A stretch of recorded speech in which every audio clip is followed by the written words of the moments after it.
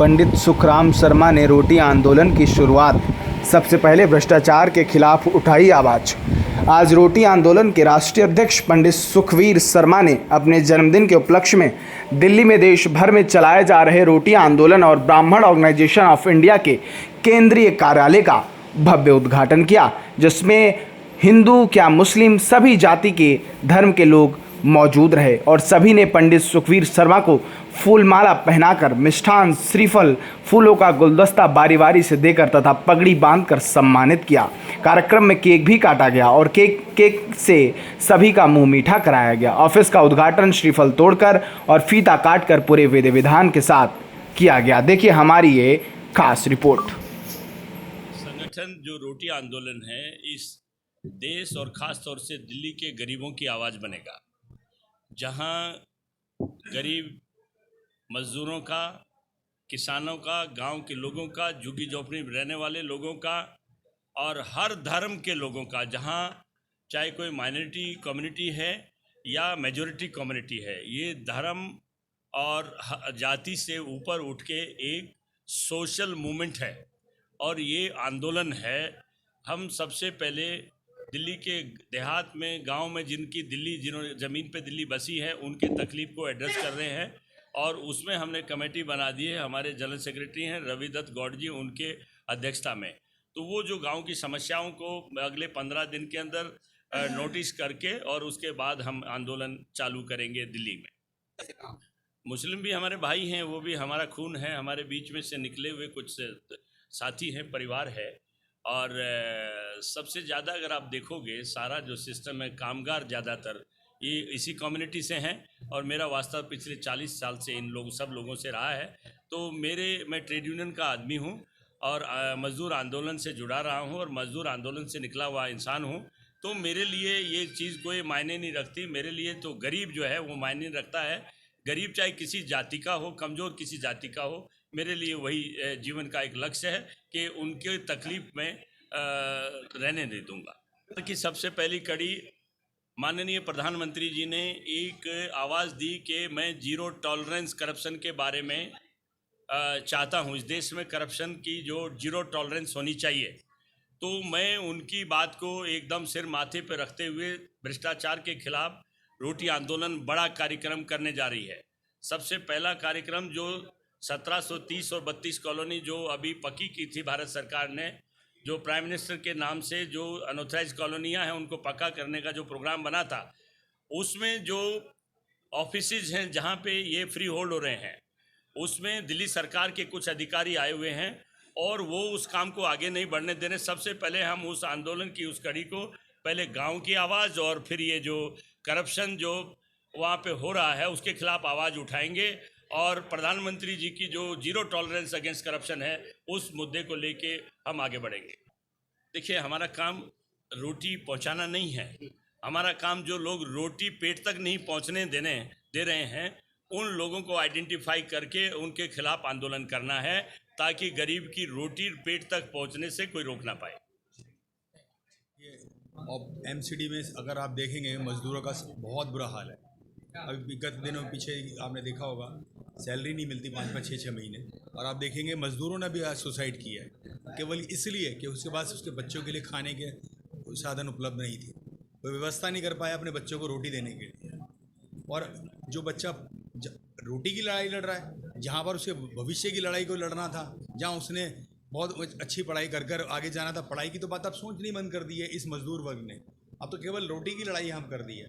मैं आदरणीय बड़े भाई का आज जन्मदिन के साथ मुबारकबाद देता हूँ उनकी जन्मदिन पे, और साथ साथ ये भी कहता हूँ जो रोटी आंदोलन आपने किया है कि हर मजदूर को, हर एक गरीब को उसका अधिकार है रोजी रोजगार। तो मैं इस आंदोलन में मैं अपने बड़े भाई जी के साथ हूँ। और जो आज मजदूर वर्ग का जो बुरा हाल है, खासकर एमसीडी के मजदूर वर्ग का जो बुरा हाल है, अगर मैं मीडिया के माध्यम से कहूँगा कि आप लोग भी जाइए, उनके परिवारों से मिलिए, देखिए आज उनकी हालत, बच्चों के भविष्य के साथ आज कितना खिलवाड़ किया जा रहा है। देखिए, हमने सबसे पहले जो शुरुआत करनी है, जैसा अध्यक्ष जी का आदेश है और जो सोच विचार किया है कि गाँवों से हम शुरुआत करेंगे। गाँवों की समस्या ये है कि 360 गाँव पे पूरी दिल्ली बसा दी गई, आज भी नेगेटिव एरिया में कहलाते हैं। अगर वो लोन लेने जाते हैं नहीं मिलता है, कहीं पार्क नहीं है, अर्बनाइज विलेज डिक्लेयर कर दिए गए, मगर ना पार्क है, ना पार्किंग है, ना ही कोई कम्युनिटी की जहाँ पे इकट्ठा हो सके, कोई ऐसी व्यवस्था नहीं है। जहाँ पे गांव वालों को बिल्कुल नर्क बना दिया गया है, उन गाँवों की समस्या पे कोई भी सरकार किसी भी तरह का ध्यान नहीं दे रही है। और दिल्ली सरकार ख़ास तौर पे बिल्कुल नेगलेक्ट किया जा रहा है, गांव की तरफ कोई ध्यान नहीं है, बहुत ही बुरी दशा में है। कहने को झुग्गी झोपड़ी को हर कोई ले लेता है, उनकी भी समस्याएं हैं, उनको भी हम लेंगे, मगर गाँव की समस्याओं को आज तक किसी ने लिया। जैसे अध्यक्ष जी ने रिपोर्ट कहा है 15 दिन के अंदर मैं रिपोर्ट सौंप दूंगा, फिर जैसा कार्रवाई होगी, अध्यक्ष जी का जैसा प्रोग्राम होगा वैसे हम साथ खड़े रहेंगे और रोटी आंदोलन से हम लोग इन चीज़ों को हल कर पाएँ। पहले तो मैं पंडित सुखवीर शर्मा जी को पूरे ब्राह्मण ऑर्गेनाइजेशन की तरफ से जन्मदिन की बहुत बहुत शुभकामनाएं देती हूँ और ईश्वर से प्रार्थना करती हूँ कि उनका जीवन लोगों की सेवा में इसी तरह से व्यतीत होता रहे और भगवान करे कि उनको वो सब मिले जिसकी वो उन्होंने इस जन्म में इच्छा की है। दूसरा, आज इन्होंने रोटी आंदोलन के साथ साथ ब्राह्मण ऑर्गेनाइजेशन ऑफ इंडिया के ऑफिस का अपने कार्यालय में उद्घाटन किया है। पूरा ब्राह्मण समाज इसके लिए बहुत आभार व्यक्त करता है इनका। और दूसरा, मैं ये कहना चाहूँगी कि हमारी कम्युनिटी के लिए, ब्राह्मण कम्युनिटी के लिए जो कार्य करना चाहिए उस कार्य को करने का बीड़ा जो पंडित जी ने उठाया है, हम पूरा ब्राह्मण परिवार उनके साथ हैं और कभी भी हमारी आवश्यकता अगर इनको पड़ती है तो हम इनके साथ रहेंगे। आज मैं ब्राह्मण ऑर्गेनाइजेशन की दिल्ली प्रदेश की महिला अध्यक्ष होने के नाते इनके कार्य में सदैव साथ हूँ। दूसरा, हमने आज ब्राह्मण ऑर्गेनाइजेशन ने मिलकर के द्वारका प्रोग्रेसिव क्लब के साथ एक कैंपेन शुरू किया है, क्योंकि 1 जुलाई से दिल्ली और आसपास के एनसीआर में प्लास्टिक, सिंगल यूज़ प्लास्टिक पर बैन हो रहा है और उसके लिए हमने सबसे पहले शुरुआत की है। महिलाओं ने, द्वारका की महिलाओं ने मिलकर के इस कैंपेन को शुरू किया है। बहुत सारी हमने द्वारका में और नजफगढ़ में रैली शुरू की है लोगों को जागरूक करने के लिए और उसमें पंडित जी का सहयोग भी हमें बहुत मिल रहा है, जिसमें हमने ये अल्टरनेट प्रस्तुत किया है कि हम प्लास्टिक की थैलियों को ना यूज़ करें और अपने घर से ही इस तरीके के कपड़े के बैग हम लोग लेकर के चले।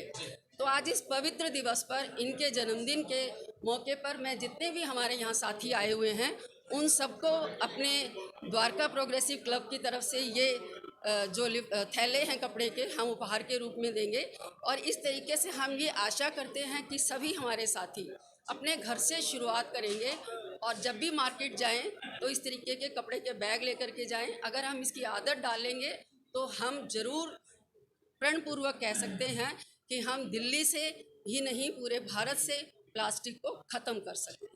सुखवीर शर्मा जी सच्ची सेवा में लगे हुए हैं और मैं उनके एक साथी के रूप में जो भी उनका आदेश होता है गरीबों के लिए और जो भी डेवलपमेंट के लिए, गांव के लिए, मैं बिल्कुल उनके साथ हूं और ये एक बहुत बड़ी सच्ची सेवा है। इसी को पूजा मानता हूं और हम इसमें ज़रूर सफल होंगे क्योंकि हम सच्चे मन से लगे हुए हैं और हमारा ध्येय सिर्फ गरीबों की सेवा है और भगवान परशुराम हमारी मदद करेगा और हम इस काम को आगे बढ़ाएंगे। एक सामाजिक आंदोलन लेकर चल रहा है। ये रोटी के नाम पे हम सिर्फ रोटी की लड़ाई नहीं, हम एक सामाजिक लड़ाई लड़ रहे हैं इसके थ्रू। चाहे कोरोना काल में हमें मास्क का वितरण हो और चाहे हमें सैनिटाइज़र हो और बाइसअप के थ्रू हमें बहुत सारी सुविधाएं मिली हैं बिना किसी भेदभाव। शर्मा जी को पहले तो जन्मदिन की बहुत बहुत बधाई देता हूं।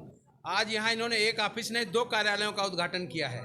मैं आपको सुधार कर दूं, रोटी आंदोलन का जहाँ एक ऑफिस है, एक ऑफिस आप देखिए बगल में ब्राह्मण समाज का है और इन्होंने वो काम किया है जिसका काम सरकार को करना चाहिए। हर व्यक्ति को रोटी देने का काम अगर कोई करता है, उसके रास्ते में आगे बढ़ने का काम जो किया है, ये पंडित जी आज से नहीं कर रहे हैं, ये 40-50 साल से कर रहे हैं। लेकिन आज यहाँ दिल्ली में इनको मजबूर होना पड़ा, जब लोगों ने आश्वासन दिए थे, करा कुछ नहीं है, तब ये आंदोलन खड़ा किया है और हमारा समाज पूरे तन मन धन के साथ पंडित जी के साथ है। और मैं एक बात रहीम दास जी के कह रहा हूँ कि इन्होंने वो काम किया है, रहीम दास जी ने कहा है कि दीन ही सबको लखत है, दीन ही लखे न कोई, और जो दीनन को लखत है दीन बंधु सम हो। तो ये तो वो काम कर दिया है जो दीन बंधु करते हैं, जो गरीबों की मदद के लिए खड़े हैं। और रोटी में मेन जो सबसे बड़ी समस्या है वो भ्रष्टाचार की है। तो जो बात पंडित जी ने कहा, भ्रष्टाचार का अगर अंत होगा तो सबको रोटी मिलेगा, सबको रोजी मिलेगा। मैं इतनी बात कह